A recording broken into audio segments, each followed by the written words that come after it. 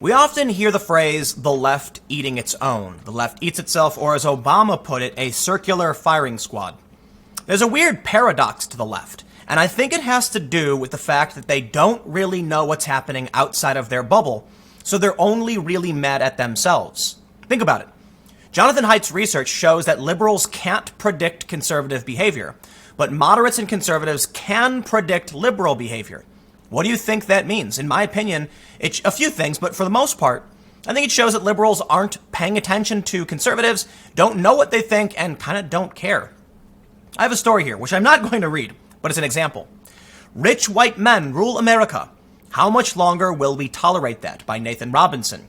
I don't know who Nathan Robinson is, but apparently people are outraged because Nathan Robinson himself is a rich white man.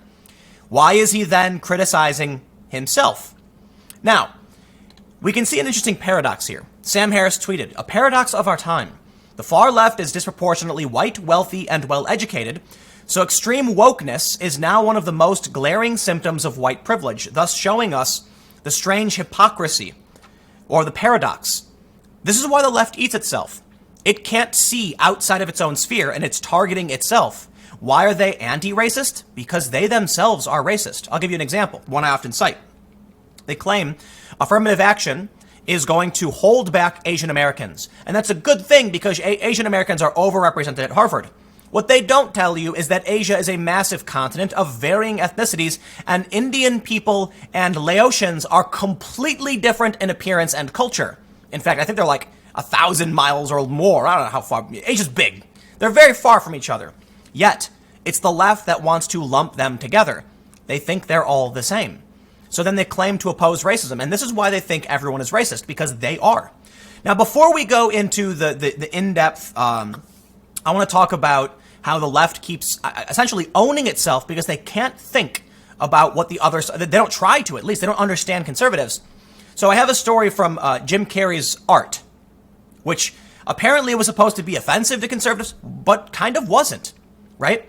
And then I have a few other stories that show this example of how the left keeps trying to make a point about conservatives, in fact, only agreeing with them because they don't actually understand conservatives. And this is why, again, they keep eating their own. But before we move on, check out timcast.com/donate if you want to support my work.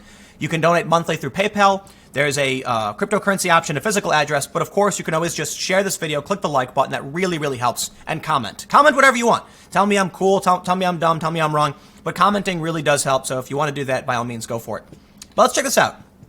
Jim Carrey posted on Twitter what was supposed to be, I guess, some kind of offensive imagery that was pro-choice.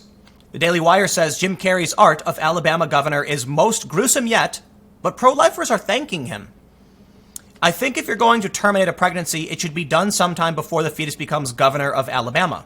That's what he did. And so here's the image. Those that are listening you can't see it, but it's essentially the governor of Alabama being sucked through a tube. Well, here's the thing. Conservatives are not unhappy with this. In fact, it's in line with the life argument. Often you see these activists showing pictures of fetuses. So he's showing a kind of disturbing image. It's not, I don't think it's going to do what they think it does.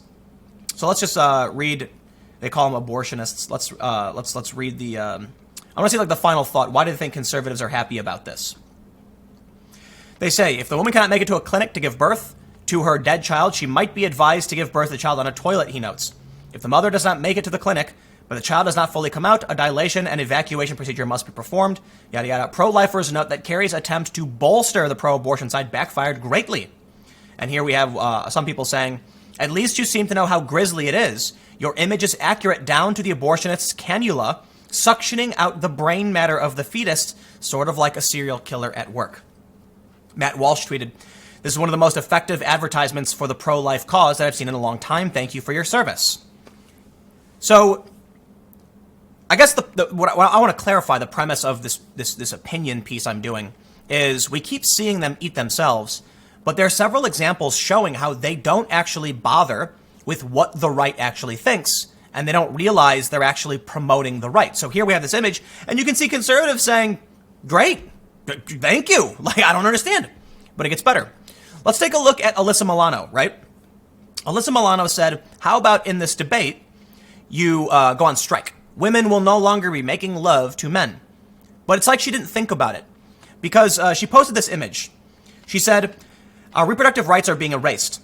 Until women have legal control over our own bodies, we can't risk pregnancy. Join me by not making love until we get our bodily autonomy back. Do you know what the response was from conservatives? Complete agreement. I was so confused. Why are you... That's the conservative argument. Don't hook up if you don't want to risk getting pregnant. How is that hard to understand? Well, it's simple. If you go on Twitter, you will see hot take after hot take making some ridiculous point that no one argued, because they're not actually arguing against the life side or the conservatives. They're just virtue signaling.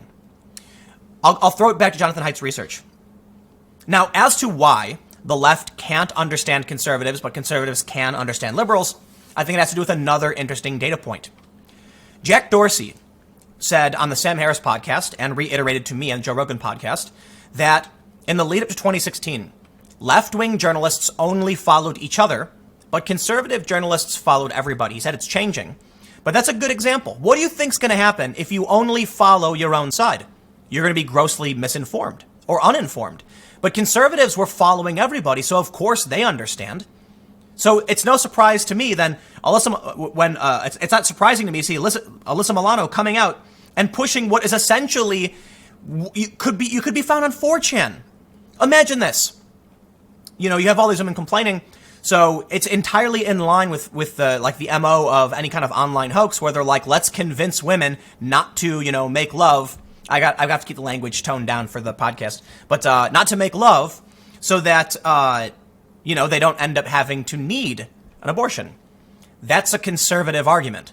Yet for some reason, Alyssa Milano is promoting it because they don't actually understand what conservatives are thinking. The story from the Daily Wire says the blowback was instant and widespread, including some on the left who weren't jumping on board with Milano's Lysistrata train. It's not just that. It's like the idea was so ill-conceived. For one, it is the conservative argument, and two, all that really means is dudes who don't agree with you or who are already interested in you aren't going to be getting laid, which makes no sense because conservatives with their families are probably going to do just fine. But it doesn't end here. I have another really interesting example. This one's a little old. This one's from 2017. CNN reports Texas bill would fine men $100 each time they masturbate. I have seen many people on the left laugh, ha ha ha ha, and they post this story. Yes, that'll teach these men who want to regulate women's bodies. And my immediate response is, I don't think you ever actually talked to a conservative. You know why? You know the Proud Boys? You know one of the rules of the Proud Boys is you're not allowed to masturbate? Do you know that in Christianity, and I think other religions too, it's considered like you're not supposed to touch yourself? There's like I'm pretty sure there's like something in the Bible, in the Torah, about like not spilling the seed or something. So why is it that they think this is an argument against those who are pro-life? That's an argument for them. They agree with you. This is what's really frustrating to me. I find myself politically, and policy-wise, center-left. But I find that the average liberal who pushes these policies has no idea what they're talking about and have never actually sat down with a conservative to go over the best way to move forward. How can you have effective policy? How can you actually have a real debate if you don't talk to them? But now look where we are in this world. For one, this bill in Texas, which, look, I'm not saying every single conservative opposes masturbation. No. It's just, I should have given an earmuffs warning for anyone who's got kids around. But the idea is that the people who are more religiously pro-life are going to be like, okay, like we teach not to do that. Like I went to Catholic school when I was little, right? Like that's like a thing. And the Proud Boys, it's like a thing. So look, the left isn't paying attention to the conservatives. They don't listen to them. They're not arguing against them. They're just making up a fake argument that no one presented and then virtue signaling to the left. Then what do? Well, when the conservatives actually get a chance to speak at their level, they call it harassment. They say it's hate speech. They say ban you. We don't want to hear your ideas. Just get rid of you. What's that? We're wrong? I don't care. I was happier thinking I was right. That seems to be the idea behind it. So what do we end up with? We end up with a left that won't actually sit down for a conversation, can't actually understand, and then there it is. An article like this. Rich white men rule America. How much longer will we tolerate that? We? Apparently this dude's a rich white man. So apparently they can only see themselves, and for some reason, they hate themselves. I guess. But you know what? It's an interesting phenomenon that it turns out, the woke left tend to be overwhelmingly white and wealthy, yet they will call non-whites white supremacists. They do everything they claim to be fighting against. But then ultimately, I guess they just eat themselves, and there you have it, because they can't actually see outside their bubble. It's not absolute. It's just many of them, like Alyssa Milano. Who are you talking to? I'll leave it there. I got a couple more segments coming up shortly. Stick around, and I will see you soon.